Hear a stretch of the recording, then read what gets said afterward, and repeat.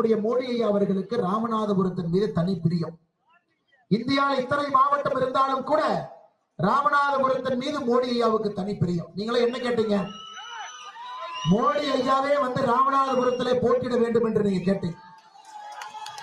ஆனால் நாம் இன்று புரிந்து கொள்ள வேண்டும், மோடி ஐயாவிற்கு பதிலாக அண்ணன் ஓபிஎஸ் அவர்கள் இங்கே போட்டியிட்டுக் கொண்டிருக்கின்றார்கள் என்று புரிந்து கொள்ள வேண்டும்.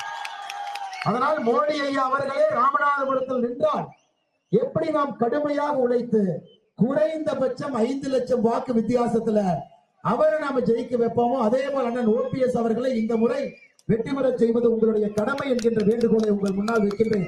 அன்பு சகோதர சகோதரி, மோடி ஐயாவுக்கு ராமநாதபுரத்தின் மீது தனி பிரியம் இருந்ததுனாலதான் தமிழ்நாட்டில் 2 மாவட்டத்தை மட்டுமே தனி கவனம் கொடுப்பதற்காக மோடி ஐயாவே தேர்வு செஞ்சாங்க. அந்த 2 மாவட்டம் உங்களுக்கு தெரியும். அதுல ஒரு மாவட்டம் நம்முடைய ராமநாதபுரம் மாவட்டம்.